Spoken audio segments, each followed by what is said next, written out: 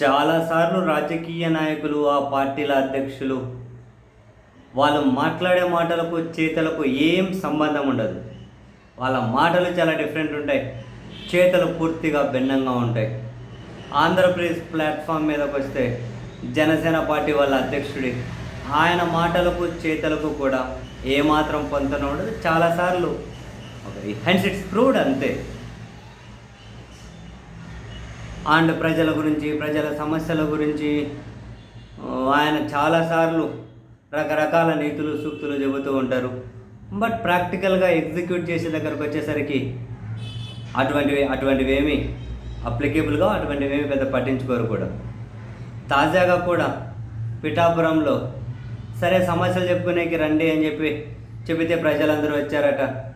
ఆయనకు సమస్య చెప్పుకుందాం, ఆయనకు బాధలు చెప్పుకుందామని ఉంటే భార్య చిన్నపిల్లలను కనుక పిలుచుకొని పొద్దున 7 గంటల నుంచి ఒకరైతే ఈరోజు ఫర్ ఎగ్జాంపుల్ ఈరోజు ఆయన ప్రజల సమస్యలు, వినతులు స్వీకరిస్తారంట తెలిస్తే నిన్న రాత్రి అక్కడికి వచ్చి ఉన్నారట. పాపం వాళ్ళ సమస్యలు ఎవరి దృష్టికి తీసుకెళ్ళిన పరిష్కారం కాలేదు, అధికారుల దృష్టికని ఈయనకైనా చెప్పుకుందామని చెప్పి వచ్చారట.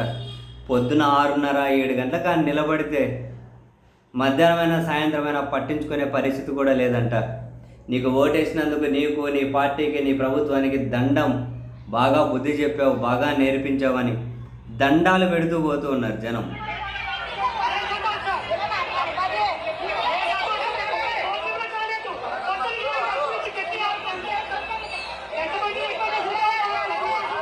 ఆ జనసేన పార్టీ వాళ్ళేదో మాట్లాడకపోతే వినట్లే, దండాలు పెడుతున్నారు.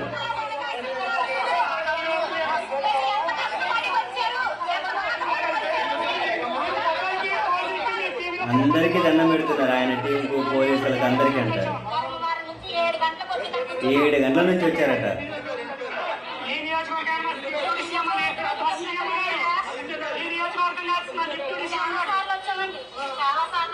మీరు నియోజకవర్గం కాదు కదా అని పక్కన వాళ్ళు దబాయిస్తున్నారు.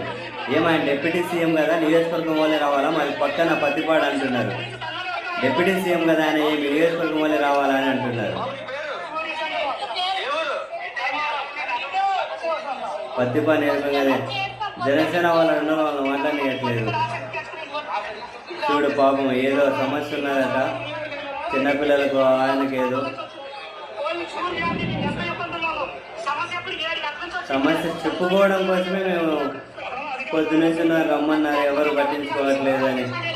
ఇద్దరు చిన్నపిల్లల్ని ఎంట పెట్టుకొని భార్య, భర్త ఏం చెబుదాంలే పాపం వాళ్ళ బాధ. మళ్ళీ వీళ్ళు మీ నియోజకవర్గం కాదు కదా, అక్కడికి పోవాలి కదా అంటే మరి ఆయన డిప్యూటీ సీఎం అని ఎందుకంటారు? ఎందుకు రమ్మన్నారు? ఎందుకు డిప్యూటీ సీఎం అంటారు? సమస్యలు చెప్పుకోవద్దా అని.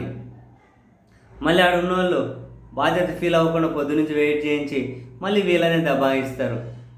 ఇక సోషల్ మీడియాలో అయితే వీళ్ళు జోకర్లు, స్క్రిప్ట్లు, అది ఇది బాగా సెట్ చేశారు వైసీపీ వాళ్ళని రకరకాలుగా ఏదో పాపం సీరియస్ సమస్యలు కూడా వాళ్ళ వేదనకు కూడా రాజకీయము మరొకటి జోడించేసి అసలు ఎంత బ్రష్ పట్టించి ఎక్కువ చేసేదండి సమాజము, ముఖ్యంగా సోషల్ మీడియా.